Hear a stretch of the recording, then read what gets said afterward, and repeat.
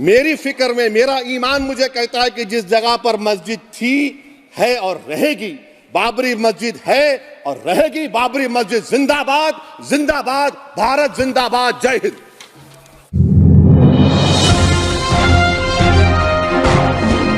श्री असदुद्दीन ओवैसी जी।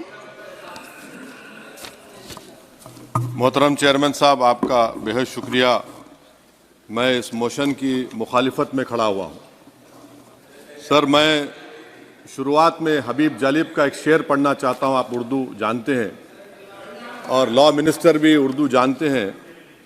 हबीब जालिब ने कहा था कि हुक्मरान हो गए कमीने लोग, खाक में मिल गए नगीने लोग, हर मुहिब वतन जलील हुआ, रात का फासला तवील हुआ, आमिरों के गीत जो गाते रहे वही नामो दाद पाते रहे, रहजनों ने रेजनी की थी, रहजनों ने रेजनी की थी, रहबरों ने भी क्या कमी की थी।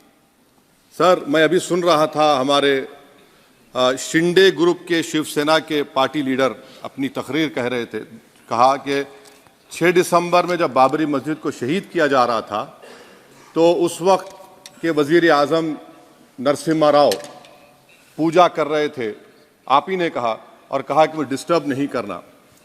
तो ये बड़ा अजीब मौका है कि बीजेपी की ताईदी पार्टी ये कह रही है कि नरसिम्हा राव ने कहा कि मुझे डिस्टर्ब मत करो, मैं पूजा कर रहा हूं, और जिसने रथ यात्रा निकाला, इन दोनों को मोदी सरकार ने इस मुल्क का सबसे बड़ा सिविलियन अवार्ड दे दिया, सबसे बड़ा सिविलियन अवार्ड दे दिया।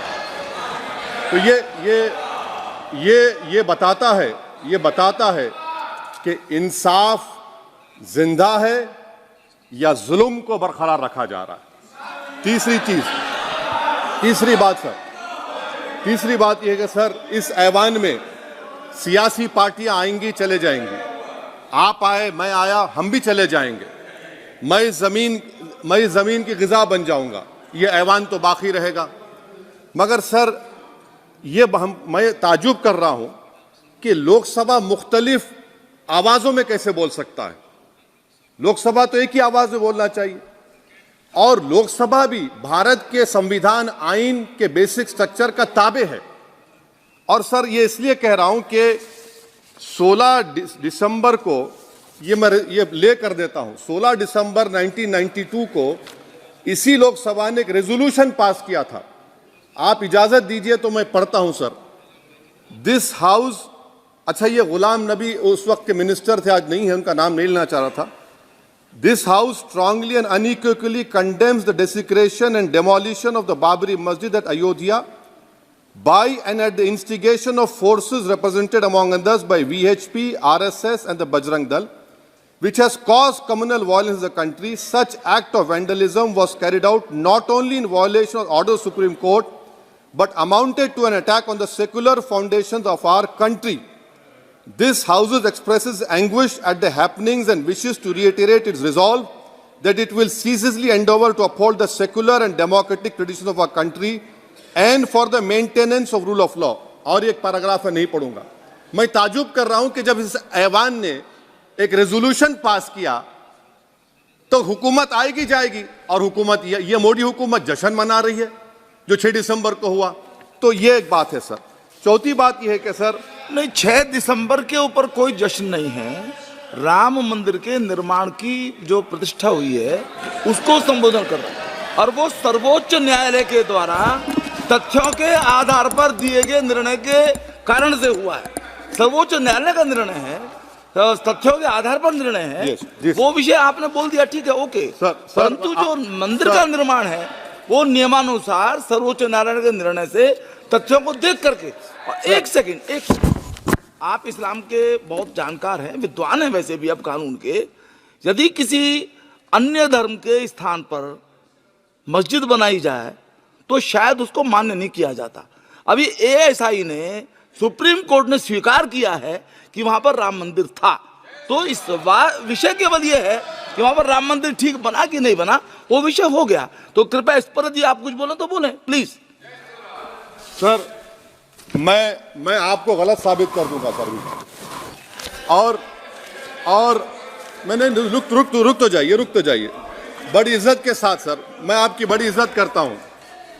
बड़ी इज्जत करता हूं सर। आपको मैं कोट कर रहा हूं सुप्रीम कोर्ट का जजमेंट, पैराग्राफ 1222 रोमन 17, उसमें लिखा गया है the destruction of the mosque took place in breach of the order status quo and the assurance given to this court the destruction of the mosque and obliteration of Islamic structure was an egregious violation of the rule of law. Egregious का मतलब जो छोटी मोटी अंग्रेजी में आती है वो क्रिमिनल एक्ट कहा। और सर आपने कहा था कि वहां पर मंदिर को तोड़कर बनाया गया। सर मैं आपके सामने ये तमाम चीजें लेकर दूंगा, सुप्रीम कोर्ट के जजमेंट के पैराग्राफ्स हैं जिसमें सुप्रीम कोर्ट ने एएसआई की रिपोर्ट को नकारा। उन्होंने कहा कि मंदिर को तोड़कर मस्जिद नहीं बनाई गई थी। सुप्रीम कोर्ट ने कहा, ये सुप्रीम कोर्ट ने कहा। अब और मैं रख दूंगा, आप पढ़ लीजिए। अच्छा सर मैं अपनी तकरीर पर आ जाता हूं, सर। तो मैं अपनी बात कर देता हूं सर। तो मैं ये पूछना चाह रहा हूं कि क्या मोदी सरकार एक समुदाय, एक मजहब की सरकार है या पूरे देश के मजाहिब को मानने वालों की सरकार है? जिसको नहीं मानते उनकी सरकार है, हमको बता दीजिए। क्या मोदी सरकार सिर्फ एक फिक्र और नजरिया हिंदुत्व की सरकार है?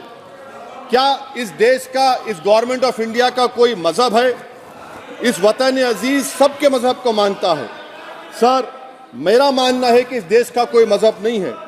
क्या ये सरकार 22 जनवरी का पैगाम देकर ये बताना चाहती है कि एक मजहब को दूसरे मजहब के मानने वालों पर गलबा और कामयाबी मिली? क्या आइन इसकी इजाजत देता है? क्या ये पैगाम आप जब ऐवान से दे रहे हैं तो 17 करोड़ मुसलमानों को आप क्या पैगाम दे रहे हैं? ये मैं आप पर छोड़ता हूं। सर 49 में धोखा हुआ, 86 में धोखा हुआ, 92 में धोखा हुआ, 2019 और 22 में भी इस ऐवान के जरिए हमको धोखा दिया जा रहा है। और अफसोस के साथ कहना पड़ता है सर कि मुस्लिम अक़लियत को हमेशा ये कहा गया कि तुमको भारत के शहरी बरकरार रहने के लिए एक बहुत बड़ी कीमत तुमको चुकानी पड़ेगी, और हम पर इल्जाम लगा दिया गया। सर क्या मैं बाबर का स्पोक्स पर्सन हूं? क्या मैं जिना का स्पोक्स पर्सन हूं? क्या मैं औरंगजेब का स्पोक्स पर्सन हूं? बताइए सर, आखिर मैं कहां तक आप मुझे लेकर जाएंगे? दूसरी बात यह है सर, दूसरी बात यह है कि फिर 6 दिसंबर के बाद देश में फसाद हुआ, नौजवानों को टाडा में डाला गया जो बूढ़े होकर निकले। यकीनन आपकी सरकार नहीं थी, आपकी सरकार नहीं थी। अच्छा बल्कि मैं तो मर्यादा पुरुषोत्तम राम की इज्जत करता हूं, मगर मैं नाथूराम गोडसे से नफरत करता हूं। मेरी नस्लें नफरत करती रहेंगी क्योंकि नाथूराम गोडसे ने उस शख्स को गोली मारी जिसके जबान से आखिरी लफ्ज निकले हे राम। सर छठी बात यह है कि 87 में मलियाना हाशिमपुरा हुआ, 83 में नेल्ली हुआ, 44 में जम्मू में नस्ल कशी हुई, 2022 में हल्दीवानी में कत्ल हुआ। इतने धोखे सबसे बड़े किसको दिए गए? असदुद्दीन ओवैसी को दिए गए। मगर फिर भी मुझसे ही कहा जाता है कि वफादारी को तुम साबित करो अपनी ओवैसी। सर आज भारत के 17 करोड़ मुसलमान अपने आप को अजनबी और एलिनेट महसूस कर रहे हैं। मैं बहुत बड़ी नाइंसाफी होती है, सर ये कोई तारीखी नाइंसाफी को इंसाफ नहीं किया जा रहा है। स्पीकर बल्कि सर, अंग्रेजी में स्पीकर सर केवल एक प्रश्न का जवाब ओवैसी साहब दे दें कि बाबर को वो आक्रमणकारी मानते हैं या नहीं मानते हैं? पुष्पमित्रा संघा को आप क्या मानते हैं? बताओ, पुष्पमित्रा संघा को आप क्या मानते हैं? जम्मू के वो, कश्मीर के वो राजा को क्या मानते हैं जिसके पास एक फौज थी मंदिरों को तोड़ने के लिए? आप क्या मानते हैं? यही तो मैं कह रहा हूं कि निशिकांत दुबे 47 में आजादी मिली, असदुद्दीन ओवैसी से बाबर की बात पूछ रहे हैं। तुम गांधी की बात पूछते, तुम बोस की बात पूछते, तुम जलियांवाला बाग की बात पूछते, तुम काला पानी में जो मुसलमान शहीद हो गए उनकी बात पूछते, मगर बाबर की बात पूछी जाती है। तो सर मैं आपको बता रहा था, खामखा डिस्टर्ब किए सर मुझे, मेरा वक्त ले लिए निशिकांत दुबे। सर मैं आपसे कह रहा था, मोदी हुकूमत ये पैगाम दे रही है भारत के मुसलमानों को कि जान बचाना है या इंसाफ चाहते हो। मैं कह रहा हूं, मैं भीख नहीं मांगूंगा, मैं इस नंगी तासुब को कबूल नहीं करूंगा, मैं दूसरे दर्जे के शहरी के मौक़िफ़ को कबूल नहीं करूंगा, मैं अपनी शनाख्त को नहीं मिटने दूंगा। अब मैं झूठी और दिल फरेब बातों पर हरगिज भरोसा नहीं करूंगा। मैं वो काम नहीं करूंगा जो बीजेपी और नाम निहाद सेकुलर पार्टियां चाहती हैं। मैं वो काम करूंगा जो आपको पसंद नहीं है, संविधान के दायरे में रहकर। सर कंक्लूजन में मैं आपको बताना चाहता हूं कि आज इस देश को किसकी जरूरत है। इस देश को अयोध्या में, तारीख शायद नहीं पढ़ते होंगे, मौलाना अमीर अली कौन थे, पुजारी बाबा रामचरण दास कौन थे, अयोध्या के पुजारी थे। दोनों ने मिलकर अंग्रेजों के खिलाफ जंग लड़ी थी और दोनों ने, अंग्रेजों ने इनको गिरफ्तार किया और एक पेड़ पर मौलाना अमीर अली को और पुजारी रामचरण दास को फांसी दे दी गई। देश को इनकी जरूरत है। देश को शंभू प्रसाद, अचन खां, ये राजा देवी बख्श सिंह के फौज में थे, अंग्रेजों से मुकाबला किया, मुसलमान की लाश को जला दिया गया और शंभू प्रसाद को दफना दिया गया। इस देश को यह जरूरत है, देश को बाबा मोदी की जरूरत नहीं है। आज भारत को अयोध्या के मौलाना अमीर अली और रामचरण दास, अचन खान, शंभू खान की जरूरत है। सर मैं अभी सुन रहा था ये नाम निहाद सेकुलर पार्टियों के बयानात को। क्या होता है सर, आप, खत्म कर रहा हूं, क्या होता है सर, जब काजी साहब गवाहों को लेकर दुल्हन के पास जाते कि तुमको निकाह कबूल है, तो दुल्हन शर्मा के खामोश बैठ जाती। तो इनकी खामोशी रजामंदी की अलामत है। जी जी। तो सर मैं खत्म करने से पहले यह बताना चाह रहा हूं कि जब वजीर आजम जवाब देंगे तो क्या वो भारत के 140 करोड़ जनता के लिए जवाब देंगे या फिर सिर्फ हिंदुत्व की फिक्र रखने वालों का जवाब, मैं खत्म कर जवाब देंगे। मैं ये देश, दुनिया, मुसलमान देख रहा है। सर मैं आपको ये भी बताना चाह रहा हूं, आखिर में कंक्लूड कर रहा हूं सर, 1 मिनट चाहिए, 1 मिनट चाहिए सर। सर मेरा मानना यह है कि आज मैं बहैसियत एक भारत के गयूर मुसलमान के, let me stand as a tall Indian Muslim and say that the light of Indian democracy today is at its dimmest today, sir. Sir, in conclusion, मेरी फिक्र में, मेरा ईमान मुझे कहता है कि जिस जगह पर मस्जिद थी, है और रहेगी, बाबरी मस्जिद है और रहेगी, बाबरी मस्जिद जिंदाबाद, जिंदाबाद, भारत जिंदाबाद, जय हिंद। सबको जोड़ने की